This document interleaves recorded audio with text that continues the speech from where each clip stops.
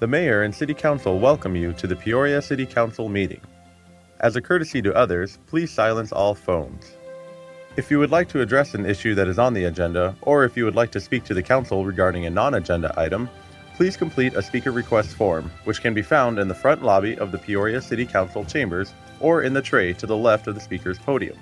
Please place the completed speaker request form in the second tray to the left of the speaker's podium labeled Request to Speak. All speakers will have 3 minutes to complete their comments. A countdown clock is easily visible on the left side of the wall behind the City Council dais. Only items listed on the agenda may be addressed by the Council. Since items presented as part of a speaker's request have not been listed on the agenda, and due to the requirements of open meeting laws, the Council will be unable to respond to items presented as part of the speaker's request. However, please be aware that your comments will be noted. The speaker's name will be called to speak at the appropriate time in the order that the forms were received. Thank you for your interest and participation in the Peoria City Council meeting.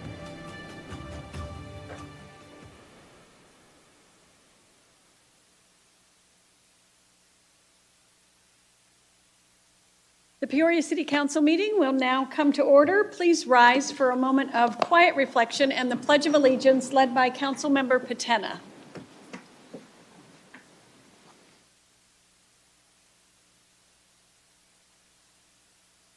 Pledge allegiance to the flag of the United States of America and to the republic for which it stands, one nation, under God, indivisible, with liberty and justice for all.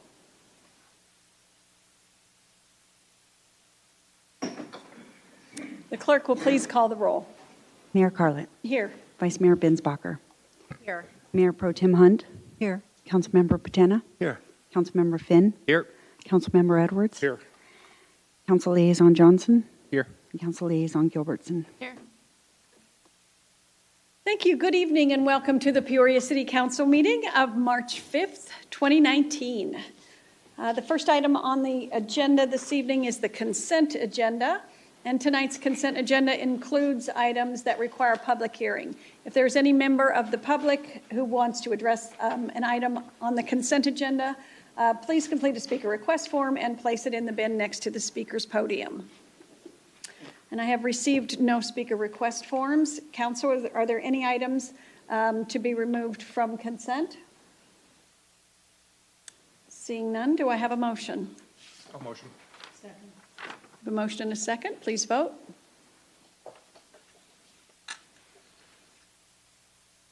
And the consent agenda passes unanimously. We will now move on to new business, and we will begin with a public hearing, item 12R. This is Annexation, 75th Avenue and Acoma Drive. And I will turn it over to City Manager, Mr. Tyne. Great, thank you, Mayor. And this is not an action item. We have with us Chris Hawkus, our Planning and Community Development Director, to go through this. Good evening, Mayor and Council. So item 12R is a request for annexation for a property that's about 15 acres in size, located north and east of Acoma and 75th Avenue, as you see on the screen here. So the annexation process is enumerated in state statute. It's very specific. Normally at this time, the initial public hearing is no action, and it's, the process is to take questions, consider the annexation, and then we move on to the annexation process. Unfortunately, what we've discovered is that we had a procedural error that's going to require us to ask for a continuance. Oops. The state statute is very specific in terms of there's a narrow window when you can file, when the public hearing has to occur within that 30-day window, and then there's notification. So it's very specific, very encased within that window. So we discovered it's a procedural error, so we're going to be asking for a continuance tonight, and we're asking that a continuance occur on April 2nd. So, Mayor and Council, that is our recommendation for tonight. Okay, April 2nd. So you will ask for a continuance. We will not declare this public hearing open. We will not Correct. have any comments this evening. Yes. All right. Do we need a motion to do the continuance? To continue, yes. ma'am. Okay. Do we have a motion? So moved. Second. We have a motion and a second. Council, please vote on the continuance. And it passes unanimously. It is granted. So be it. All right. The next item is 13R. This is contract, Talus Construction Corporation, Section 12, near-term drainage improvements. Mr. Tyne. Great, thank you. We have Adina Lunn, our Development and Engineering Director, that will provide this presentation. Good evening. I get some extra time now that we continued the first one, so it should be a lot of fun. I'm going to start by talking about the location of the project. You probably don't know what Section 12 is. That's just a survey reference because this is a neighborhood that doesn't have an HOA. It's a series of custom home lots, and it's bounded on the north by Hatfield Road, on the south by Pinnacle Peak Road, to the east by 67th Avenue, and on the west by New River. As I stated, this doesn't have an HOA, so we've had to work as a team to go out to the neighbors to find them. You can't just send a notice through the HOA. So we've had numerous public meetings, we've walked in the neighborhood, we've tried to identify the localized issues that have affected them. The water comes from the preserve in Phoenix. This is an indication of what we found after we talked to the neighbors. We aren't able to be out there to take pictures during a storm, but they certainly are. So if you look at the picture on the top right, that's where you see where the water tends to follow within the roadway prism. Unfortunately, at times there's a hump in the road and the water takes a different route, and it may take down some walls along the way, as you can see in those pictures. The picture on the bottom right is actually a septic system that was unearthed from the floodwaters. We take this very seriously. So what are we going to do about this? We have a three-pronged approach. It's the three-legged stool, as we always talk about. And tonight we're going to talk about the first phase of those improvements. And this is the local conveyance through the neighborhood. We know that water is going to come down in Phoenix, and it's going to cross the road, and it needs to get to New River. So how do we make that happen? We are going to do a series of improvements. We're going to install curb and gutter along the roadways. We're going to modify the intersections. We're going to construct some swales and channels. We're going to build a new basin at 70th and Pinnacle Peak. And then along Pinnacle Peak, we're going to install a storm drain to the river.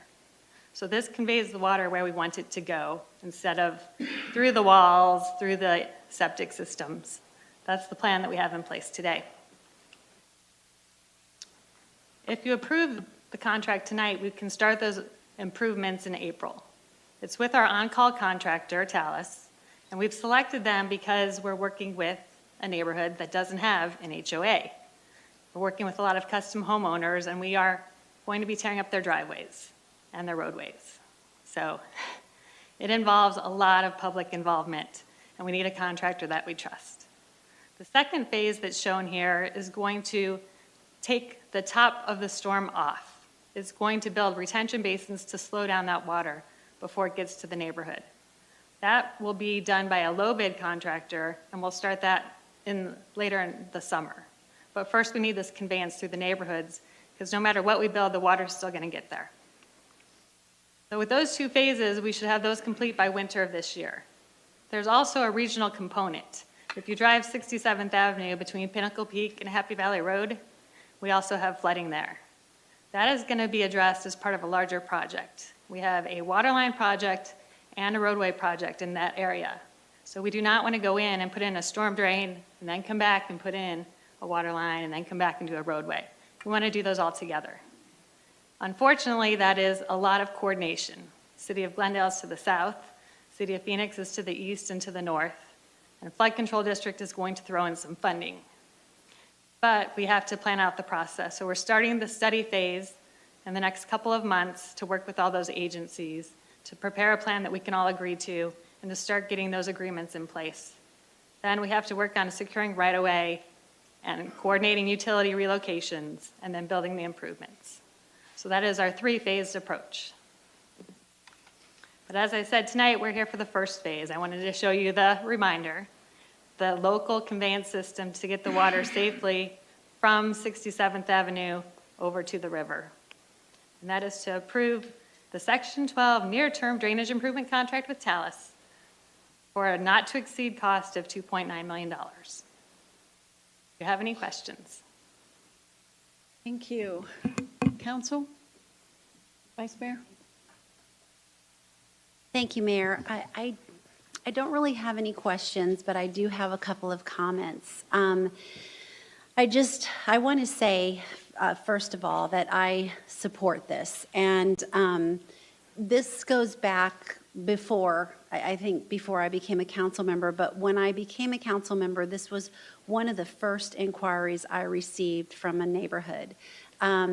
The different neighbors reached out to me to share pictures and videos, and I went out and drove it when it rained, and every time it rained, I would think about what I saw in this community. And it was unbelievable. It definitely had become a safety issue in that neighborhood and created a lot of friction amongst the neighbors. And I have to commend you, Adina, and all of the engineering department, Andy Granger, who at the time was in your position. We went out and met with citizens one-on-one. We had there was community outreach. We did public meetings and that were well attended, and their emotions were high. And I just want to share, one citizen said to me, who was just so passionate about this, and just it was a dire situation for her. And she said to me, I cannot believe that a year ago we reached out to our city representative, shared this issue, and here we are looking at solutions. I mean, she just could not believe that her city had come forward with a team of people to look into this situation and look at what we can do, not, all the reasons why we couldn't help them. And there were those reasons too. We were willing to look at how we could help them.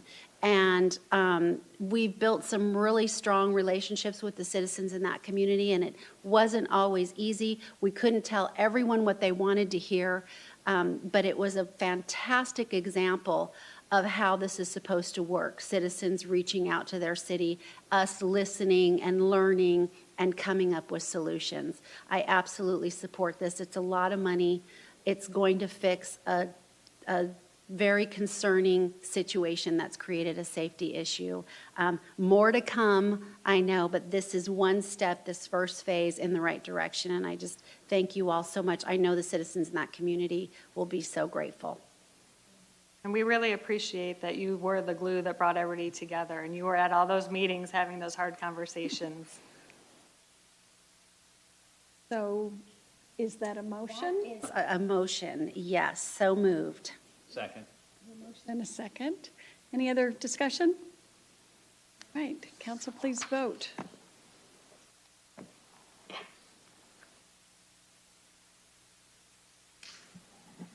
All right, 13R passes unanimously. Thank you. Well, next item on the agenda is call to the public for non-agenda items. If you wish to address the City Council, please complete a speaker request form and place it in the bin next to the speaker's podium. And I do have one speaker request form from Mr. James Deibler. Sir, if you would please go to the podium and state your name and address for the record. You have 3 minutes.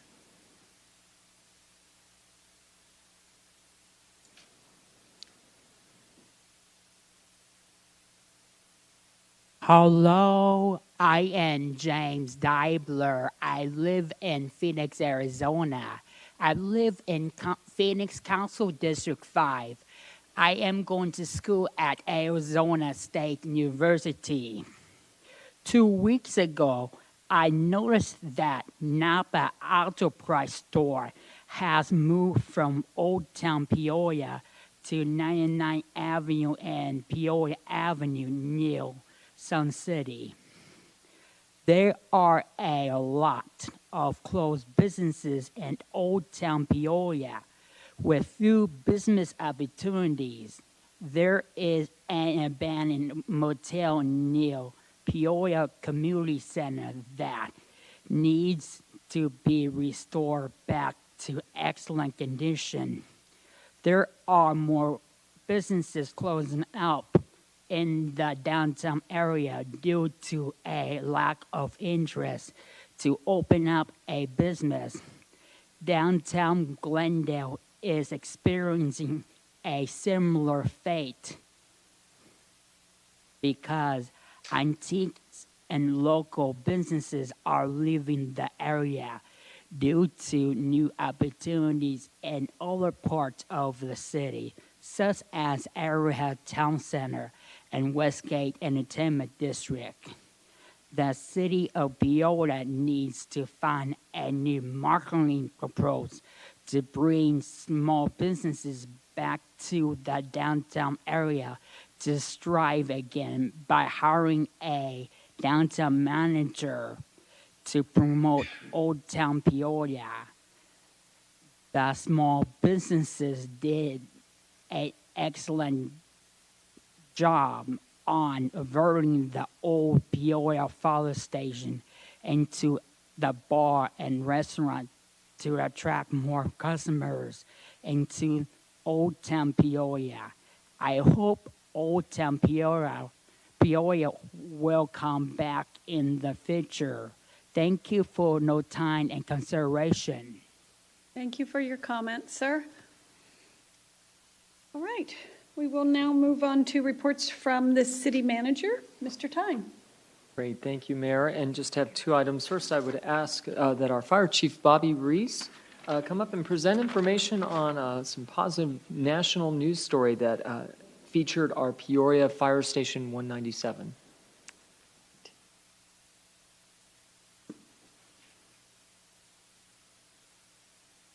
Thank you, Mr. Tyne. Good evening, Mayor and Council. Pleased to be here tonight to report that ABC Network filmed a show about a week and a half ago here in Peoria at Station 197 on Joe Max Road. The way that they came to picking Station 197 is that they Googled the most beautiful fire stations in America, and 197 came up. And so we were honored to host them. And but you know, the credit goes to that beautiful station, actually, to the mayor and council of the day in 2007. And you may identify some of the names. I'll read them off.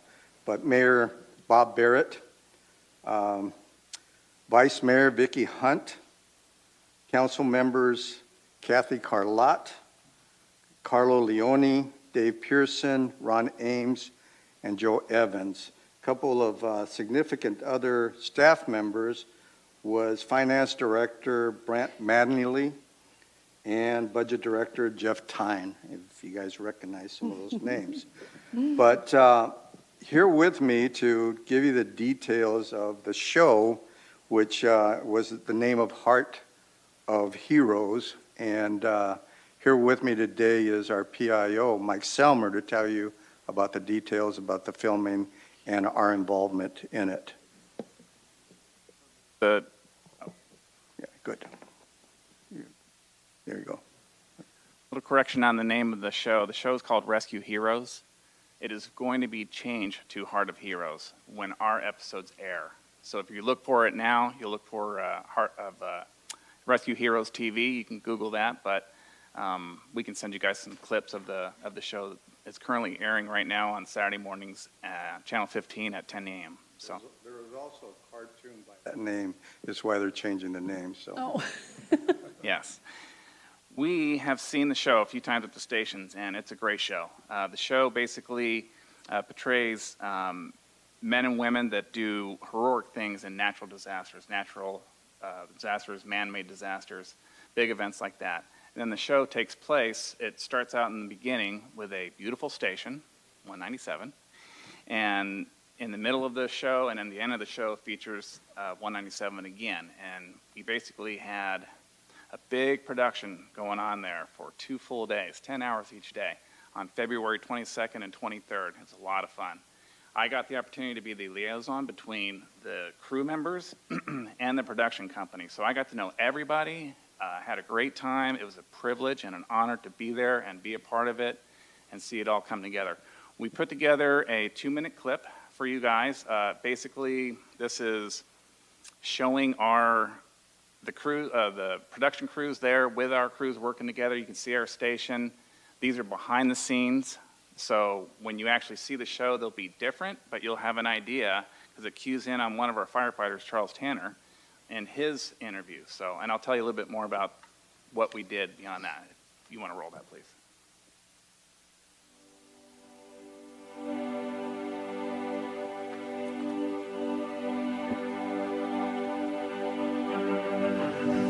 Camera speeds. All right, this is 114. Second six. Sorry. 114, A1, take 2, second sticks, mark.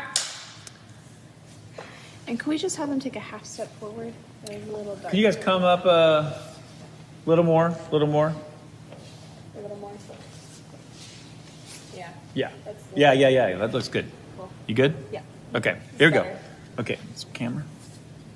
Nice camera. Action. As wildfire seasons in many parts of the United States are seemingly getting longer, red flag warnings are often appearing more and more. A red flag warning means that if a fire sparks, conditions are just right for that blaze to burn fast and quick. If one goes up in your area, pay attention to the authorities in case an evacuation is necessary. Have a predetermined escape route and pay attention to the warning signs. That way you can do what you can to make your day just a little bit safer.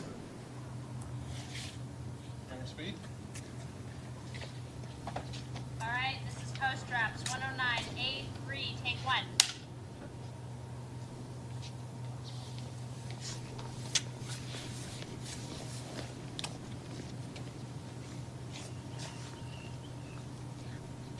Alrighty, camera is set. All right, action. Alaska is the largest state in the nation, but few people know that it has more earthquakes than any other. They happen in the last frontier so frequently that all the students in Alaska are actually drilled every year on how to deal with those ground-shaking catastrophes.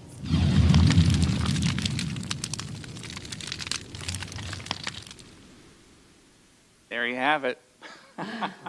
That was a lot of fun right there. 2 full days. It was slow. It was hot on day 2. Day 1 was full of rain. The crews that were there accommodated the production crews so great. I mean, everybody was jumped in. We have 8 firefighters there on any given day, as you know. And they all worked together. The night before, they were pulling weeds in the front and washing all the trucks down. Well, then they ran calls in the rain. So the next morning, the new shift had to clean all the trucks again. And then on the second day of production, they picked the back of the station. So they're out in the back of the station doing all the yard cleanup and stuff. So they really worked tirelessly and hard to make this all come together. And I couldn't be more pleased with what they did there. We had 5 firefighters that got up and they spoke. They have parts in 5. We did 5 episodes total with the production company, but 5 firefighters are featured in that. Each episode will feature one of those firefighters. We will let you guys know. The dates are going to be around in May when the show will air, and each firefighter has one show that has 2 segments in there, and you'll see each one of them, and we'll let you guys know when that's coming up. I'm planning on doing a little social media spotlight on each one of those firefighters on the Friday before, so hopefully if you guys are following that social media, you'll see that. And then you'll see the Saturday production with each one of them featured in there. It's really good. And interestingly enough, Ginger Z is the host of the show. She's the ABC News chief meteorologist. Huge. I didn't even realize who she was until I was out there. Got to meet her, got some photographs. A lot of fun. Great experience. That's incredible. It's so amazing that they chose Peoria, and it's such an honor, and we are really proud. I can't wait to watch it. Wow, that is very exciting. Councilmember Hunt? I just want to say I think you had way too much fun. Yes, ma'am, I do. You can hardly contain yourself just talking about it. It was a lot of Well, fun. I think they chose exactly the right place. It is a beautiful fire station, and I actually remember that dedication in, 12 years ago. There's not a lot I remember from 12 years ago, but I do remember that. Yeah, and I know you guys would step up and be professional and yet have fun. So I'm sure that they know that they chose exactly the right place. Yes, ma'am. Congratulations. Can't wait to see it.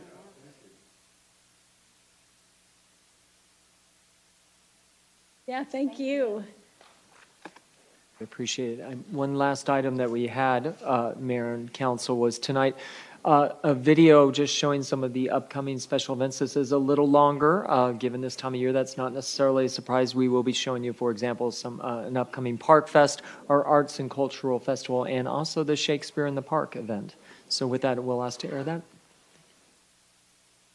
So nice to see you all again. Why, thank you. Silly old bear. I was wrong about work. I was wrong about everything, and I've got to get back to my family. Farewell, Christopher Robin. I would have liked it to go on for a while longer. Perhaps it's our turn to save Christopher. You must be Madeline. Wait, you're the bearer of my father's drawings? Yes. Do you know where he is? I do. Let's bounce! I just saw the most preposterous imposter. Look at him. Digger! Eel! Piglet! If anyone wants to clap, now is the time to do it. Oh, bother. Oh, dear, dear. I don't remember being cheery. People say nothing is impossible, but I do nothing every day. No, Pooh, that's not the... Oh, never mind.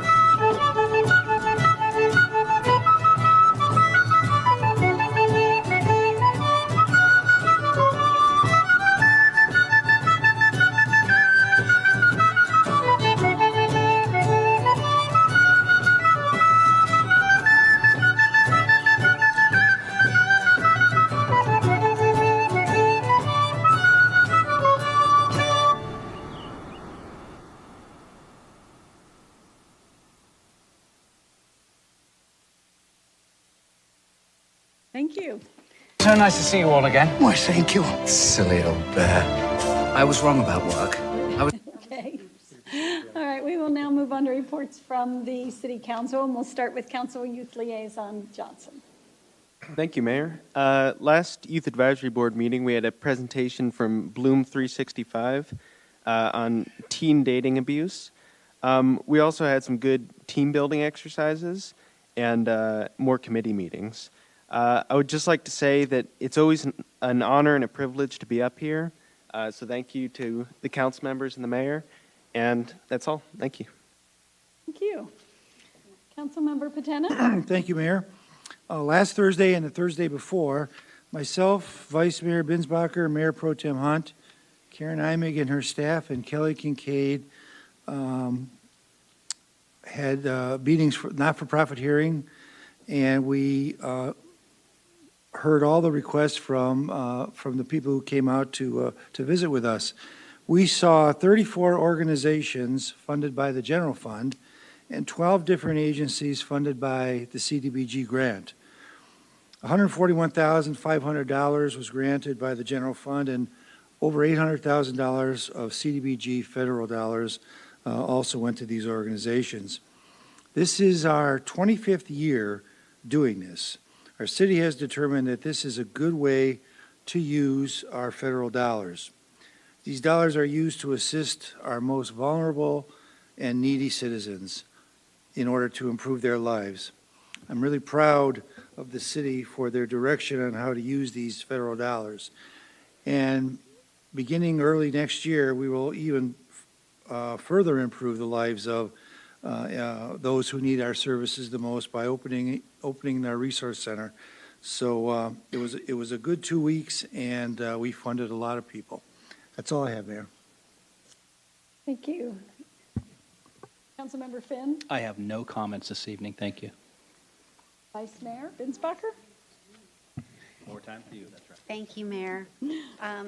You know, I just want to say what a privilege it was to sit on that committee with both of you and listen to all of those organizations share their stories. But again, just to piggyback on what you said, how I'm so proud of Peoria for putting funds into the community this way and helping these organizations help people and do some amazing things. And it was time well spent, and there were organizations I knew, there were organizations I didn't know, but it's amazing, and I really look forward to the Resource Center.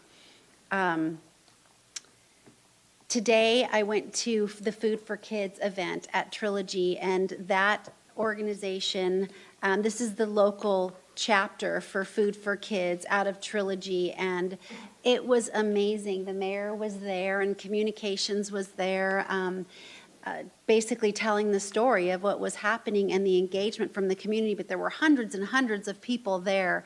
They packing meals, and they shipped meals to the community food bank and to other parts of the country for starving children. And it was an incredible movement. But what was so special about it was that there were organizations, all of the community clubs, the baseball club, and the wine club, the hiking club, the cycling club, all there packing meals. They exceeded their goal of 150,000 meals packed today, which is remarkable. And I saw a really nice email thanking Peoria Fire, and there with the cadets. It would be really hard to do that event without that help because there's some heavy lifting moving all of those boxes around, but it was a huge success, and I'm really proud of the community and the volunteers from Peoria that were there to support it. That's all I have, Mayor. Thank you. Councilmember Edwards? Thank you, Mayor. Just a couple things. Just had a great time out over at opening day for the spring training.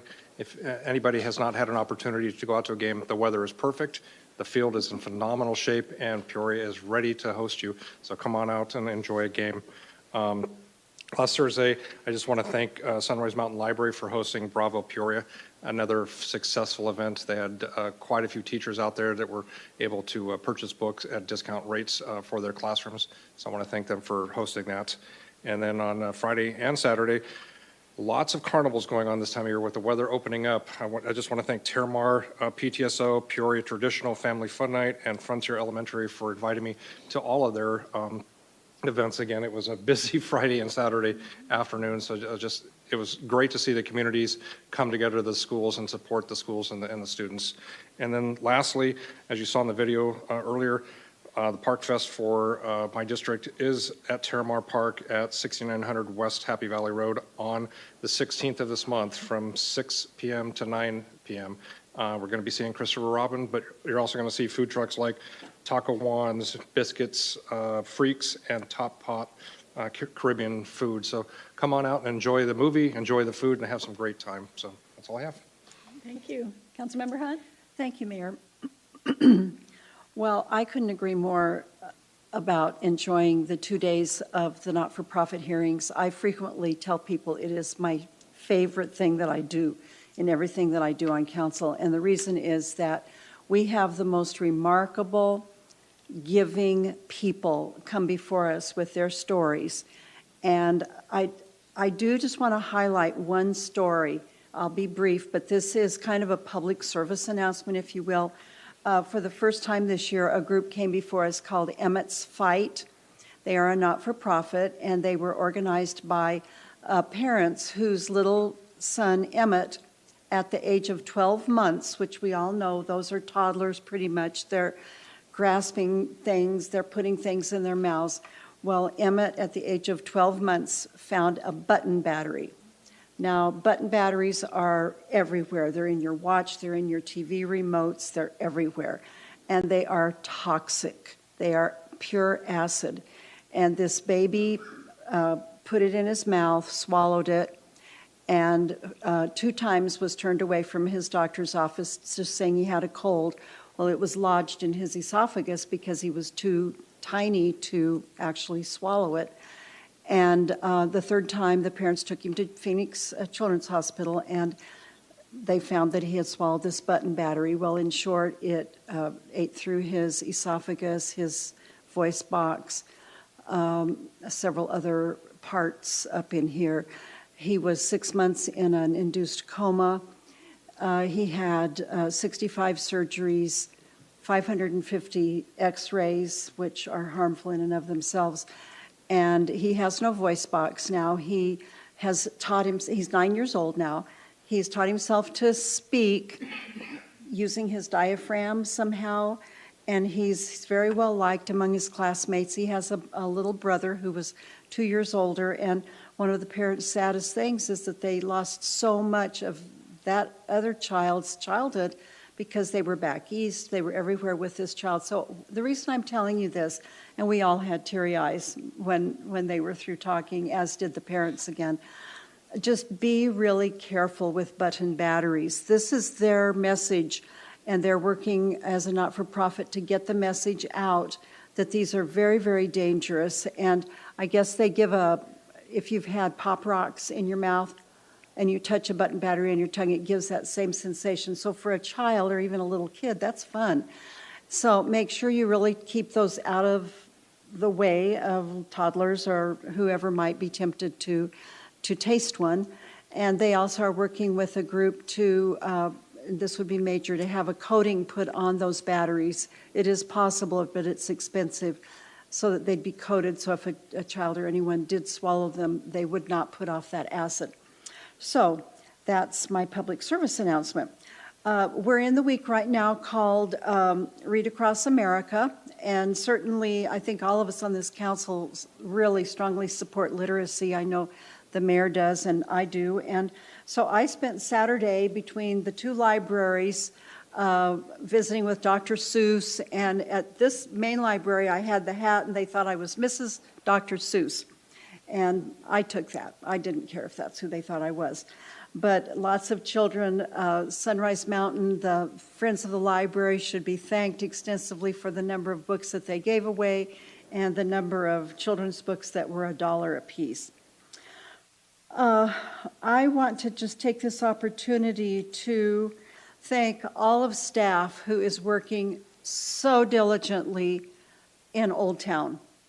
We've come a long way, baby, and we are not even just beginning. We're really into our redevelopment. We have so much going on in Old Town. Honestly, I can barely keep up with attending a lot of the events. We have music in the plaza almost every Saturday night with a food truck or 2. We have thriving businesses there. We're getting ready to paint and upgrade the facade of, I'll call it the strip mall that's to the east of 83rd Avenue, facing Grand Avenue. Driftwood is building a deck with the help of City of Peoria. We have events like the Shakespeare Festival coming up. Theater Works has so many programs for kids that parking lot in all of Old Town is just busy all the time. And we are bringing businesses to Old Town. We have a really active vintage store out on it's called, I can't remember. But it's out on facing Grand Avenue on the access road, down about 81st Avenue. And then I also want to welcome Java Grounds, which is a not-for-profit that basically walks life with kids. And we have put them in our first floor of City Hall. And they're not only available to all of the people who work at City Hall every day. Breakfast and lunch, they're open 6 to 6, which is different for that cafe, and Monday through Thursday, but they're also open to the public. So if you have to come in and pay your water bill, bring a friend and plan to have lunch, or if you're just in the area, they are a really good restaurant. Driftwood, I just want to mention again, Driftwood Coffee is open during the construction of their patio. You go in on the north side, but I was there today again, and it's really a happening place. And I think that's all I have. Thank you. Thank you. Council Youth Liaison Gilbertson. Thank you, Mayor. I just wanted to mention our team job fair. It's March 9th, this Saturday, and we're super excited. We're going to have local businesses, interviews, and tips and tricks to how to interview well. And we're excited to see the turnout. Where is it? It's at Ria Vista. Yeah. That's going to be great. Thanks for letting us know about that. And I just want to add on to the Food for Kids event today. I mean, it was amazing. There was hundreds and hundreds of people working from the Trilogy community to help make packages for kids. And we had Peoria Fire, Peoria PD, people from Luke Air Force Base, all doing heavy lifting while all of these people made food packages, just hour and a half at a time. They came in and did their hour and a half, and then they had to hurry up and leave because somebody else was waiting to get in that spot. They just have so much volunteerism at that community, and this is the 13th year for Food for Kids for them. They started off with doing, I think, like 1,000 packages of food, and now they're up to 150,000 meals. It is truly incredible, the work that they do there. Very impressive. So I just wanted to shout out to them one more time for the 13th time. It's the 13th time I've been there, too. And with that, we are adjourned. Thank you.